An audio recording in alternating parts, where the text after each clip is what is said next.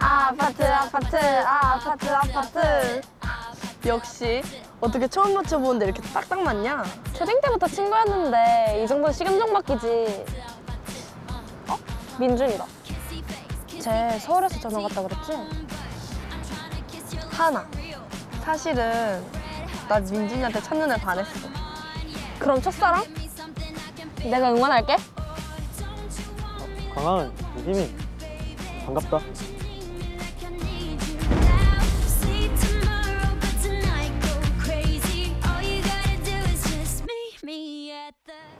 민준이 너도 이번에 땡봉하기로 했다며? 처음이지만 잘 부탁해. 나 영어학원 갈 시간인데. 그래? 그럼 우린 남아서 연습 좀 하고 갈게. 그래, 내일 보자. 이렇게. 저와 민준이는 춤 연습을 하며 급속도로 가까워졌습니다.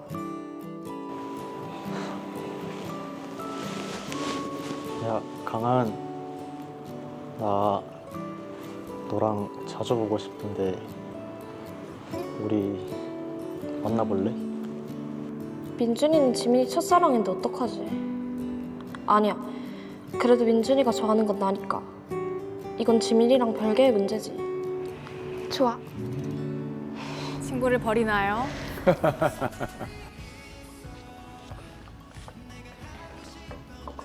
민준이랑 사귀기로 했다고? 그렇게 됐어. 지민이 너 괜찮아? 괜찮지. 축하해. 나 학원 갈 시간이네. 먼저 갈게. 응. 안 괜찮은 거죠? 축하를 해줄 수가 없죠. 요즘 지민이가 많이 바쁘네. 맨날 학원도 같이 했는데. 강하은, 너 지민이한테 뭐 잘못 보인 거 있냐? 내가 지민이한테? 없는데? 너 오늘 단톡방 만들었던데? 그리고 지민이가 너랑 놀지 말라고도 하고. 지민이가 그럴 리가 없는데. 오늘 급식실이랑 매점 갈 때도 너만 빼고 갔잖아.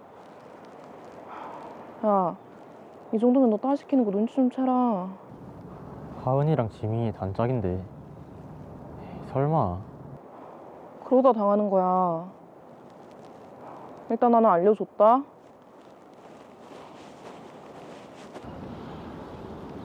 수진이가 뭔가 착각했겠지. 너희 초등학교 때부터 단짝이라며. 잠시 그러다 말겠지 뭐. 우리 연습하러 가자. 그때부터 저에 대한 따돌림은 노골적으로 심해졌습니다. 강하은, 너 다른 학교 남자애들이랑 연락하고 다닌다며? 그건 또 무슨 소린데. 남자애들 사이에 지금 네 소문 장난 아니야. 그거 지민이가 낸 헛소문인 거 다 알잖아. 알지. 근데 계속 소문이 나니까 애들도 다 사실이라고 믿는 눈치고. 지민이가 전교 부회장인데 나 애들 막 선동해서 그러니까 나도 널 더 이상 감쌀 수가 없고. 하은아, 우리 이제 그만하자. 뭐라고? 미안하다.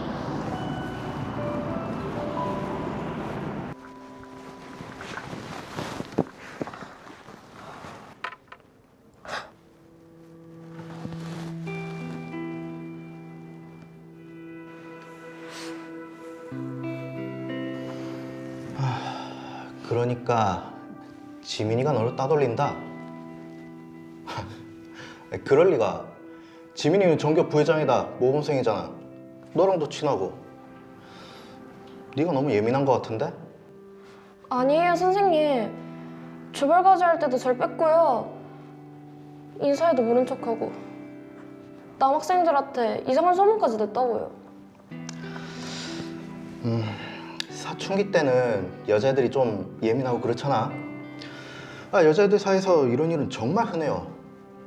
큰 문제 아닌 것 같으니까 그만 가봐라. 아유, 얘기를 좀 더 들어주시지. 그러니까 저는 그날부터 등교를 거부했고 우울증 진단까지 받았습니다. 보다 못한 부모님도 학교폭력 신고와 함께 선생님께 관리감독 책임을 묻기로 했습니다.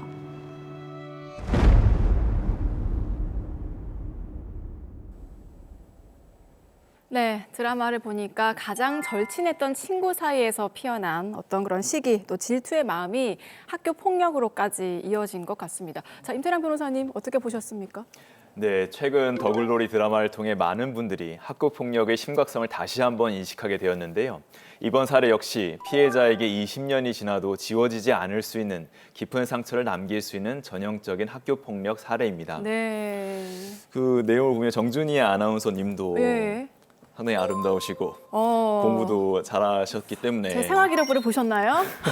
학창 시절에 인기가 굉장히 많으셨을 것 같아요. 아닙니다. 예. 그러면은 친구들이 좋아하던 남자가 네. 아나운서님께 고백하거나 좋아하는 경우도 있었을 것 같은데 그때 어떻게 대응하셨어요? 아쉽게도 저는 여중여고라서 이런 적은 없었는데 네. 만약에 이런 상황이라면 저는 우정을 택할 것 같습니다. 학창 시절에 아마- 보면 사랑이 얼마나 오래 가겠어요.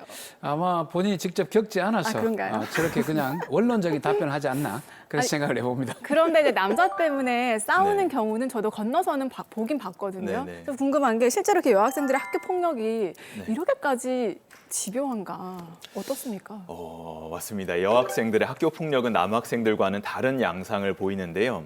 남학생들이 주로 물리적, 신체적 폭력을 사용한 것과 달리 여학생들은 단톡방 따돌림이나 허위사실 유포, 고의적 배제처럼 관계적이고 은밀한 방식으로 피해자를 고립시키는 특징이 있습니다. 뭐 어떤 양태로든지 간에 이게 요즘은 그 학교 폭력이 매우 심해지지 않습니까? 그래서 제도적인 변화도 제법 있다라고 들었거든요. 어떻습니까? 예, 맞습니다. 최근에 많은 변화가 있었습니다. 우선 2024년부터는 전문성을 가진 퇴직 교원, 퇴직 경찰, 청소년 전문가 등으로 구성된 전담 조사관 제도가 도입됐습니다. 또한 피해 학생 보호도 강화되어 법률 상담 보호 서비스를 지원하는 전담 지원관이 지정 운영되고 있죠. 네. 특히 피해 학생이 분리를 요청하면 학교장이 가해 학생에 대한 출석 정지나 학급 교체 조치를 할 수 있게 됐고 조치가 지연되거나 이행되지 않으면 교육감이 조사에 나서게 됩니다. 예. 자, 그런데 지금 드라마의 사례를 보면요. 사실 뭐 학교 폭력이라고는 하지만 실제 네. 폭력은 없었던 것 같은데 이런 경우에도 학폭위로 갈 수가 있습니까? 예, 일단 학교 폭력이 정의를 먼저 명확히 할 필요가 있습니다. 학교 폭력은 반드시 형사상 범죄일 필요가 없거든요. 상해 폭행부터 따돌림, 사이버 폭력까지 학생의 신체, 정신, 재산에 피해를 주는 모든 행위가 학교 폭력에 해당할 수 있습니다. 이 사건의 경우 학교 폭력 신고를 통해 학폭위 개최를 요청해야 합니다. 동시에 가해 학생과 보호자, 관리 감독 의무를 다하지 못한 교사를 상대로 민사상 손해배상을 청구할 수도 있습니다. 자, 그럼 학폭위가 열리게 된다면 여기에서 또 괴롭힘에 대한 정확한 진술이나 입증이 이제 필요하잖아요. 네. 자, 그런데 지금 가해 주동자가 모범생인 이지민 양인데 직접적인 증거가 없는 상황인데 이럴 때는 어떻게 해야 되죠? 네, 학교 폭력은 디지털 증거가 있는 경우를 제외하면 대부분 증거가 부족한 것이 현실입니다.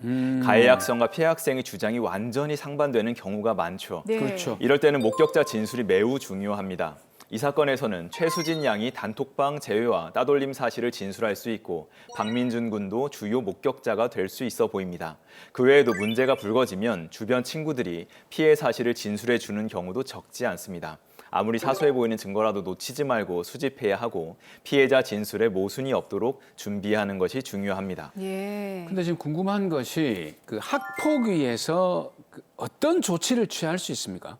학교폭력 가해 학생에 대한 조치는 1호부터 9호까지 있습니다. 구체적으로 서면 사과, 접촉, 협박, 보복 금지, 학교 봉사, 사회 봉사, 특별 교육 또는 심리 치료, 출석 정지, 학급 교체, 전학, 퇴학이 있지요. 학폭위 위원들은 사안의 심각성, 지속성, 고의성, 반성 정도, 화해 정도를 각각 4점 만점으로 평가해서 조치를 결정하게 됩니다.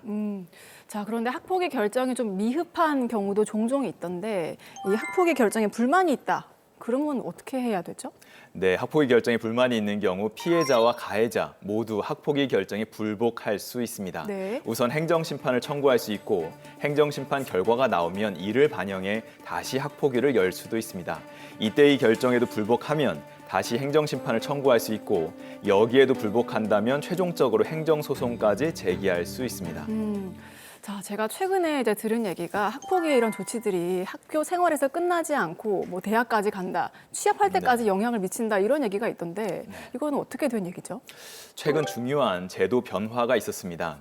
작년부터 출석 정지, 학급 교체, 전학, 조치의 학생 기록부 보존 기간이 2년에서 4년으로 연장됐습니다. 네. 그래서 초등학교 6학년 때 발생한 학폭 사건에 대한 조치 기록이 중학교 3학년 때까지도 남게 되어 고등학교 진학에 불이익이 미칠 수 있고 마찬가지로 네. 중학교 3학년 때의 조치 결정으로 인하여 대학 입시에도 직접적인 불이익이 발생할 수 있게 된 것이죠. 네. 또 2024년 신입생부터는 학생부의 학교폭력 조치 상황 관리란이 새롭게 신설되었습니다. 이전에는 출결 상황이나 행동 특성 등의 분산 기재되었던 것이 한 곳에서 체계적으로 관리되는 것입니다. 사실 지금 내려지는 그런 어떤 조치도 중요하지만 무엇보다 중요한 것이 이 하은 양의 마음입니다.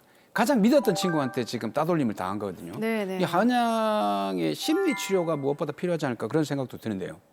맞습니다. 최근 제도 변화 중에 중요한 것 중 하나가 피해 학생 보호 강화입니다. 학교 폭력이 발생했을 때 피해 학생이 신청하면 부산시 교육청은 심리치료, 가해 학생과의 관계 개선까지 필요한 사항 등을 지원해주고 있습니다.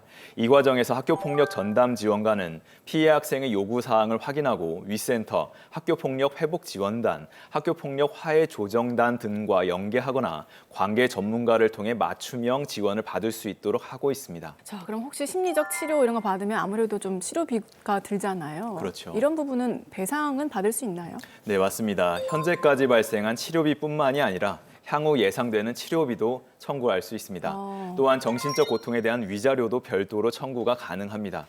특히 우울증 진단을 받은 상황이므로 이에 대한 배상이 인정될 수 있을 것으로 보입니다. 네. 근데 사실 그 무엇보다도 더 큰 문제로 발전을 한 게 선생님의 대처가 아니었을까. 그러니까 이지민 양이 워낙에 모범생이기 때문에 그 말을 하은 양의 말을 좀 흘려들었던 그 선생님의 대처 이게 좀 네. 아쉬운데 요거는 어떻게 좀 선생님의 책임을 물을 수 있지는 않을까요? 그렇죠. 선생님의 부적절한 대응이 문제가 될 수가 있습니다. 하지만 실제 법적 책임을 묻기는 쉽지 않은 것이 현실입니다. 교사의 관리 감독 책임을 인정받으려면 구체적인 증거가 필요한데 우리 사안의 경우 교사가 오랜 기간 학교 폭력 사안을 알면서도 방관했다는 증거가 부족해 보입니다. 이런 사안에서는 직접적인 증거를 확보하기가 쉽지 않다 보니 실제 비슷한 다른 사건들을 보면 증거 부족으로 교사의 책임까지 인정되지 않는 경우가 있습니다. 네, 이 사건 참 정리를 해보겠습니다. 마지막으로 한마디 해주시죠. 더글로리처럼 학교 폭력의 상처는 평생 지워지지 않을 수 있습니다. 특히 이번 사건처럼 가장 신뢰했던 친구로부터의 배신은 더 큰 상처가 됩니다. 다행히 이제는 전담 조사관 제도, 피해자 보호 강화, 기록 관리 체계화 등 제도적 장치들이 마련되고 있습니다. 하지만 가장 중요한 것은 우리 모두가 피해자의 목소리에 귀 기울이고 작은 징후라도 발견되면 즉시 도움을 주는 것입니다. 한 사람의 인생이 피해받지 않도록 우리 모두가 관심을 가져야 할 때입니다.